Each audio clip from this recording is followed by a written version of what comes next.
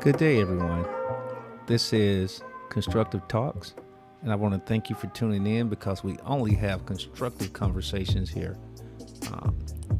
As we talk about the topics that may be going on in your living rooms, around your neighborhoods, around this country, around the globe, we want you to just feel free to comment, to call in, and just know that any topic that we have is going to be fact-based and constructive.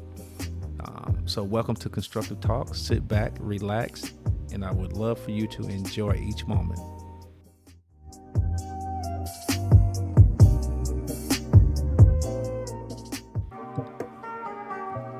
Today is episode 1, which I'm going to sit down and have a conversation with my father, Mr. Wright Sr.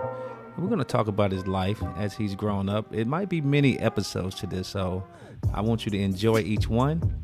And without further ado, Mr. Wright, good morning. Is it anything you'd like to share with the audience before we start our conversation? I did go to school a little while after I got grown and stuff. Messed around and got married GED, but man, that's just like not having one. You know, good day for me. I just get along the best I can. I'm still working. You know what I'm saying? I'm getting on up there, man. I heard him say something about myself in the 40s. I go, boy, you going back in the 40s and living today, you done come a long way. And when I was coming up, I was a kid, a boy, young man, 9 or 10, I had to go to the field and work. We couldn't, me and my sister couldn't go to school like everybody else. We had to pick cotton, fly hard mules, cut corn, cut fodder, all farm stuff, man. But we did live so we could eat. We wasn't so we could eat, man. I mean, you stayed on the farm back in the day when I was coming up, sharecropper they call it, And then we dug wells too, man, So we dug wells with a pick and shovel. We dug 100 feet wells, man, before. And back then I thought that was what was going on, but it was really pulling me down, man, because you wasn't learning that people quit doing that. They got machines that start digging them wells with and stuff. So that was awesome. As I grew on up, man, in the field and things like that, you know what I'm saying? Oh yeah, let me tell you this about a lot of guys call me Bo. A lot of people that know me call me Bo. Yes, that's all I've ever known all your life all my life rather is Bo. Yeah. And, but I laughed and I told my son, how did I get the name Bo? He never knew. And well, back in the day when we were fishing cotton, when the white man come through in the evening time, so about 7 to 8, well in the summertime, it don't get dark till 8 or 9, So we stayed out there till 8:30. Then we come around with the old mule and wagon, and we at the cotton. And brother, we didn't have a certain amount. Hey, you got it.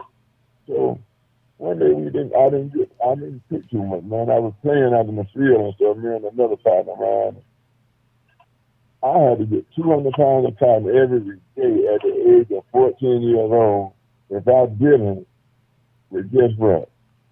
My mom would pull up cotton stalks, man, and tear my head up. So she did it at one time. She beat me. She pulled up about 3 cotton stalks and beat the mess out of me, man, because I didn't get 200 pounds of cotton. So. And that's 200 pounds a day, right? Yeah, that's 200 pounds a day, man. You know what I'm saying? No plan. You get up in the morning time, you get a piece of fat bag and a piece of cornbread. They call it whole cake. Okay. You get a piece of, it wasn't that big, and a piece of fat bag, and you got it shoved in your hand. And then, until you get on, get ready to go to that field, boy. So, man, that made me feel bad at it. A young guy, it really hurt my feelings.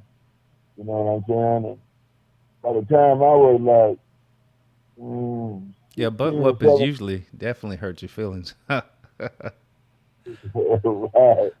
And by the time I was 17, man, 17 birthday, I left. I had to get away from that stuff. Okay. My my stepfather never treated me right, and I left. And some people that I married a daughter, and the guy and his wife, they raised me, man. They took me in and raised me and got me a job, and well, I didn't know how to act. You know what I'm saying? Because in the where I come up at in the country back in the day like that, you wasn't getting no kind of money, man. You wasn't They wouldn't let you have money. You work all the week like that, and then they take all your money. They might give Wow. you 50 cent bottle or something. You know what I'm saying? But 50 Cent. yeah, you gotta work all the week, and they give you 50 cent, man. And you take the rest of it, Okay. man. I would say that that's definitely a nice overview. So we're looking at from birth to 17 years old. So let's go back a little bit. Where were you I born at? was born in Anderson County, man. Okay. Yeah, I can remember the doctor name my mother told me, the Dr. Jewel. Doctor Who? Jewel, like Jerry Jewel, Okay. Dr. Jewel. So what were Uh, you born in the house or in the local hospital? yeah, I was born at home, yeah. Oh Yeah. wow! So you had like the midwife. Your mom did my grandmother, she did the midwife type thing. Yeah, yeah. You know, then back in them days, your midwives come down, and you know, then you had a sick girl brother or something. You know what I'm Okay, so you was born in the house, and that was the house that where like the farm or sharecropping that you worked on was saying? located, Yeah, right? yeah. Right. The Okay. house was like, we run one or two rooms. The shack. It was a bunch of areas, about 7 or 8 of them. Then the people came there and stayed with us and stuff, man. And paid the parents, my stepfather, paid him to stay there. They were shit covering with us. Only Okay. that they got paid. We didn't get paid to own it. You know, it was 6 months. In other words, if you got 15 bales of cotton, you would take one, the white man would take one. You know, and yeah, so he took them all, so 2 bales a month. You know, you borrow a little money from him to get along, to get the food, you could buy food and stuff like that so you're gonna eat. You know, but back then stuff was cheap. You get a nickel worth of fat back and have a big slab or a nickel worth of sugar and have 5 pounds. You see what I'm saying? It was like that. You got you're proud of it, but it was just you couldn't have anything. I couldn't have anything. I'm gonna show you, but it was my stepfather, man. That Okay. ran me, ran me away from home. I had to go at the age of 9. I had to leave because Okay. I was every time I left, he run me away. It would hurt me so bad that I was staying with his brother. His brother, you know what, man? His brother never did say a harmful word to me out the way. You know, What was his it brother's name? was Mr. Woodrow. Okay. And now, And so he just what was the nickname you had for your stepfather? booger. Booger. Cause Yeah, and he got that yeah, nickname. Why? because he was burnt real bad. Okay. Okay. Mm-hmm. Okay. So let me ask you this question. Okay, so one of the first statements that you made is like kids today have it so good now, based on when you had it going up. What are some things, some core things that you see different from the children today, based on how you were raised and how they're being raised today? Give me about 3 or 4 differences that you see in contrast. Oh man, and the difference, man, was nowadays, like I said, kids they get to go to school and they get to go to college. You pay the whole 9 for them to go and do that. But see, it took a long time. It took shoot. When I was coming up, I didn't know anything about college because I wasn't going to school like that. You know, we wouldn't let you go to school. The school was come along. We'd be in the country or picking cotton, and we would hide to keep the kids from seeing us. Oh wow. But, yeah, you know what I'm saying? 'Cause we didn't want to get made fun of when we did get to go to school. You know what I'm saying? Okay, so how often do you think you went to school? Oh, during Um, your school years. I probably made it to I think it was the third, man. Third grade. Yeah. Okay, and that's around what? In today, that's about 8 years old, right? 8, 9, maybe. Right, right, Okay. right, So after that, you was primarily helping with the sharecropping. right, right, right. Doing that kind of stuff, man. I knew one day that I would need an education, man, because back in the day, James Brown put out a song that without an education, you might as well be dead. And I followed that song up to now, Okay. you know, and it was true, nothing but the truth, man. Education is power that I found out later on in the year. But living in housing when you laying down, you can start to starve. If you turn over on your stomach and look down, you see the chickens and things walking around up on the house. Yeah, man. Oh It was wow. weird, but I think that God blesses it. So I got to live from then to now. The hell I done been through. If I let it get next to me, I couldn't make it today. But I learned that work. My mother, she said, work, Lee. She said, work so you can have something, you know. She said, and don't let George know that you got it when we finally got it going. You make a little job at the white man across the street, or the white lady down around the curb, Uh huh. raking clean up the yard and stuff, they work for them and they get the money, but you can let him know how much they gave you because he could be able to take it, man. Okay, and You know. that's your stepfather, stepdad, Yeah, George Booger nickname. yeah, He would take it. He would take the little money that you were making on your side hustles. yeah, that was an evil man, Lee. Okay. Um, yeah, he used to shoot in the house, had that chainsaws in the house, and you know that smoke be coming out the exhaust. Yes. Um, you had to turn it up in the house, and just you had to stop the ears that run in the other room, man. I actually Just think hear I remember him doing that when I was younger down there. I think I do. You brought back a memory with that one. Yeah, yeah, Um, man. Yeah, how many man. brothers and sisters did you have, Dad? Man, I got seven, eight sisters. One of them passed away up there, and I didn't have another brother. It was just me. And got 7 girls coming up in the house. And, boy, if one of them got on you, all of them got on you. So you didn't have a chance as the only boy. So you automatically they were going to gang up on Yes, sir. If you start arguing with one, the rest of them tell you to shut up. You like, you can't tell me to shut up. Well, you have to break down then. you.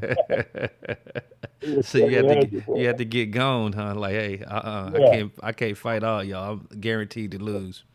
Um, But so, I never around to get my old dog, and that kind of, I played this dog a lot, Kevin with me.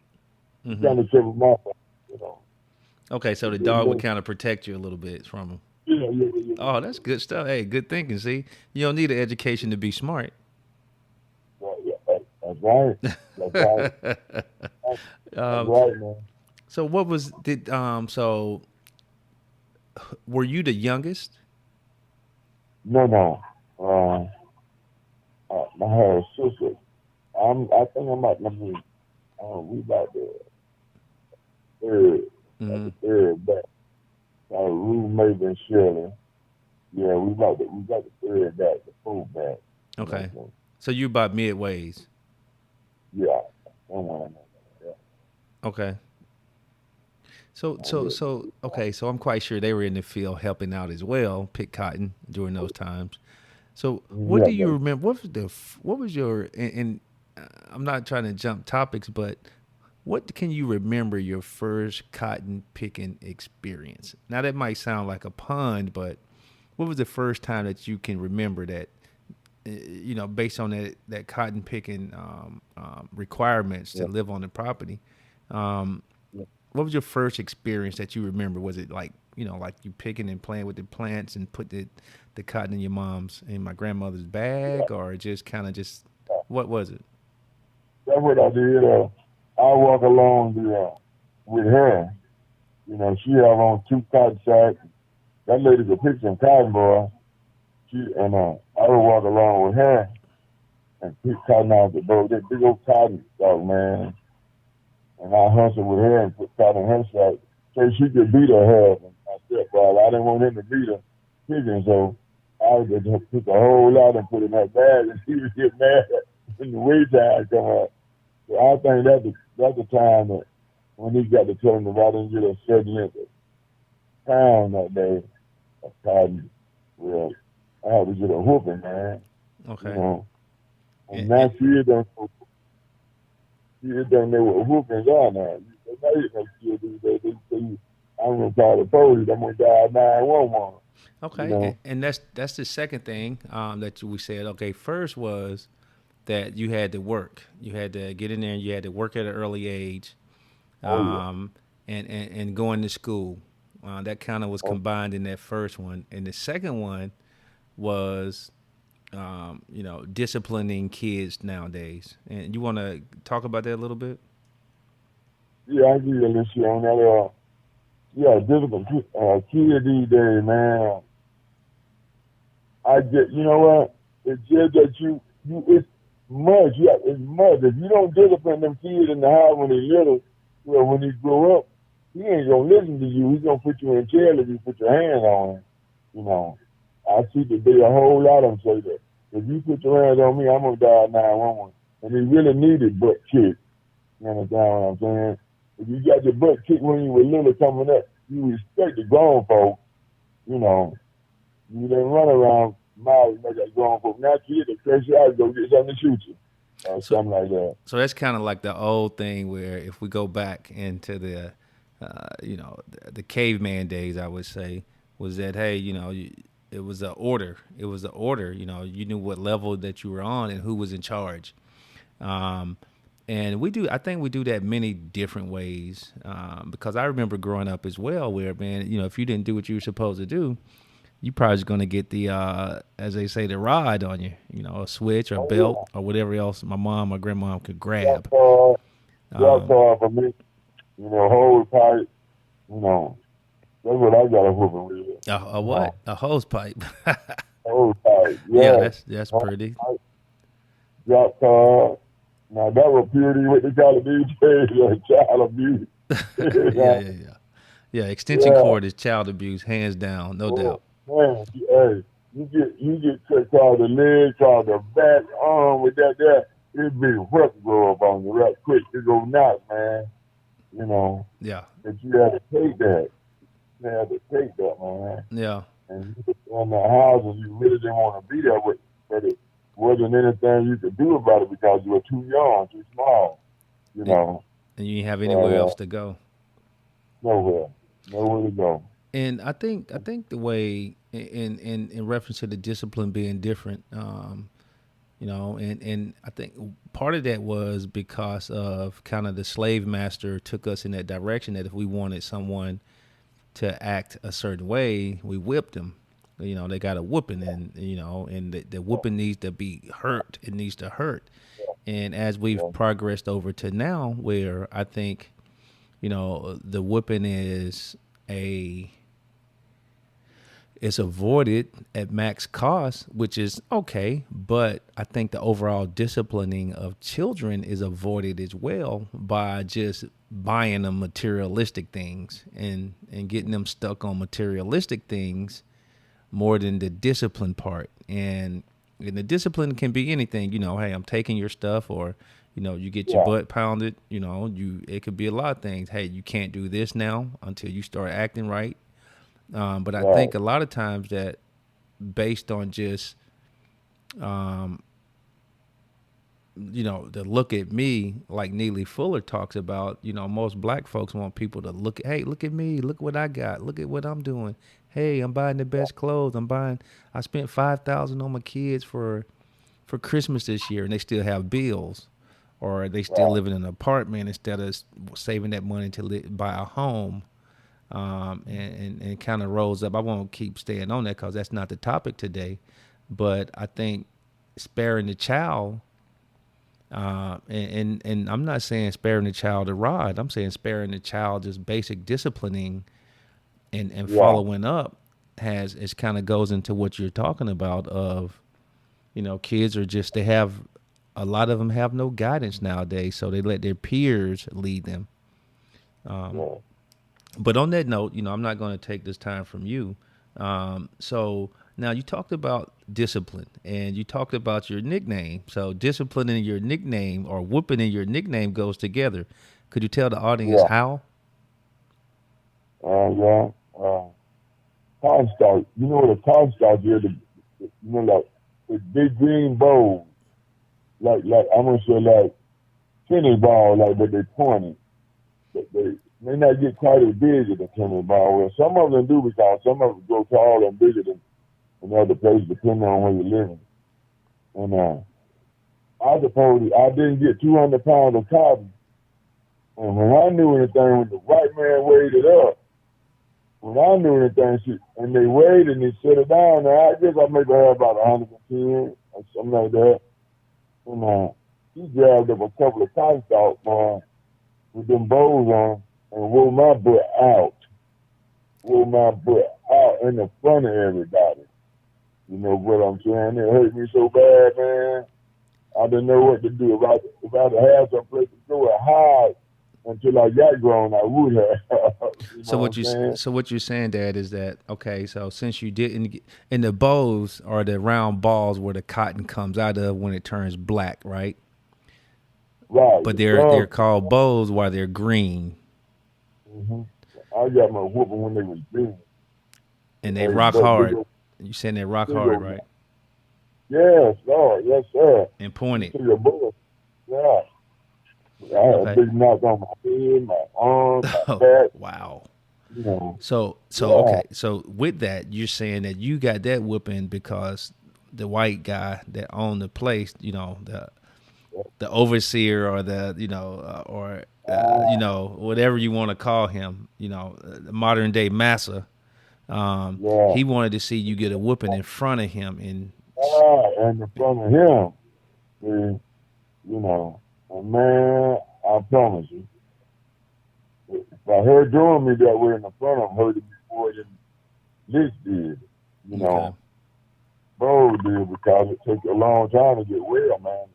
You stay sore 5 or 6 weeks, from that butt kicking with condos. Like, never want to get your butt whooped with nothing like that. And it's green. And they don't break. They might bend and break, but they don't push all the way off. okay. You know, you, Oh wow. yeah, it's something like a whip. It's just like a whip. But yeah, I grabbed hold of that, man. She's dead and gone. I loved it, yeah, but How old were I you? couldn't.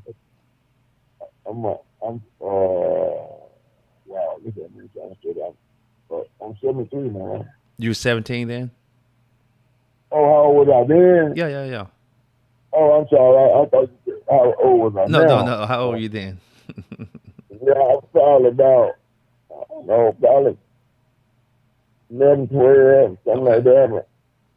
But always been a acting little guy and stuff until back the day, man, I live and think about that, and it brings tears to my eyes. And, you know, I'm almost feeling the same attitude. That's why young people in my household, I don't believe in whooping them and feeding and stuff. If you get something they like, and you take it away from let's say cell phone. Now, brother, if you take a cell phone away from a kid these days, they go crazy. You know, so that's a different now to me, but whenever, it's a wonder if I would be like I am today. So I believe in sharing, believe in working, believe in respecting old people. Something. I can't stand somebody to tell me what to do, to yell at me and tell me what to do. especially, excuse my friend, but especially the white man. I do not need him trying to tell me what to do, yelling at me doing that. If you talk to me right, like somebody, like I'm a human being, then I'm gonna talk to you back like that, sir. You know, Okay. but coming up with hell with me, you know, I So, was the only boy in the family. hmm so they couldn't Right take. then, You didn't have anything for him to take from you, so you had to take a butt whipping. You didn't have a cell right, phone to take from you, like right. they do nowadays. I took a little car around him, probably a little 57 Ford Thunderbird, Oh man. wow, a little the little cars, the little metal cars type thing. Yeah, yeah. Hey, man, I love that little car was blue, have a yellow statue on the trunk. I Wow, remember that like yesterday. The little hood over there was there where I played with that. we got to And find one of those. Then we got to find that car. I'm gonna make it my yeah, business to find one of those. yeah, wow. And I kept the little car, and kept the little car. I don't know. I can't just remember whatever happened to it, man. It kept me going so much, leaving home and stuff. And I used to see my mom about maybe once a year. And I would have my mother, but I call my mother Mom. You know, I said, Mom, I said, when can I come home so I can play with my sister now? I said, I don't want to be over here. And she would drop her head and tell me that I should have to ask Booker, see what he say. I said, okay, well, that made me feel a little better when you said you would ask him because I knew he was the head devil in the house, you know. So every now and when I got big enough, I stayed going. I got used to being away. And when he whooped me one time with a jack card, you know, and I took the jack card from about 9, and I took it, you know, because his hands and stuff, he couldn't just hold on to nothing. If you had something in your hands, you could easily take it away from him. Yeah, yeah, So, I remember that. I remember that. Yeah, his hands yeah, were pretty much like feet, like toes. He had like right, toes for fingers almost. right. And I took that, I took it, and I told him he wasn't going to hit me with that no more, you know. Then guess what? He went in the house and got the pistol And you and were come 9. You outside. were 9 years old. He got a pistol on you. Yes, sir. He got a pistol at me, but he thought I was going to run, but I didn't. He shot in the ground a couple of times. He would do that. Right in the house, I'm telling you. Like I was supposed to run and be scared of him, but I never was. And he never scared me, you know. And you know what I'm saying? I just really disliked that man coming up. The Lord was in mysterious ways, G. Before that old man died, I loved him. He got in the shape he got in real bad shape, got real sick, you know. And everybody else done left home, but him and my mother, and she was too old to really do anything. She said, I'm tired. She was at Lee, I'm tired. This almost bring tears to my eyes, man. I kind of get choked up. You got to forgive me, man. No You problem. know, We're just yeah, having real I, conversations here, so I'm quite sure yeah, in the future I'll be kind of choking up. So it's just we being ourselves. I think that's what the audience deserve: people that are real in themselves. Um, and and and I want to give everybody the context on this now. So, um, uh, my dad was born in 1947. That is correct. Correct, Dad? yes, sir. Now, so he's talking about the mid to late 1950. So all this stuff happened to him before 1960. Just so everybody can get a context on what Yeah, time frame this was done in, and so they can get a kind of understanding of what what this nation was transitioning from to during that time period. Um, yeah, Dad. I tell you what, let's do this right here. Let's stop there from mm-hmm. your experience with Mr. George Booker, as he's deserves the name, and we'll do another one. Let's say episode 2. I want to start with you having to dig a well 100 feet with picks and shovels. Wow. Um, Yeah, and then we'll go into your experiences with your sisters as you grew up Yeah. in the household. Right. Is that okay? That's fine. That's Okay. fine. So, ladies and gentlemen, we want to say if you have any last words, Dad. Hey, well, I'm sure that there's somebody out there here and agree with it. There's somebody been through the same thing, man. You know, the day and doing good today and making the best out of what they have. You know, I'm sure it is. You know, so me myself, I bless and praise God that I'm still here today. You know, and to have a son like you is a blessing to me. You know, yeah, that's all I got to say on that. Okay.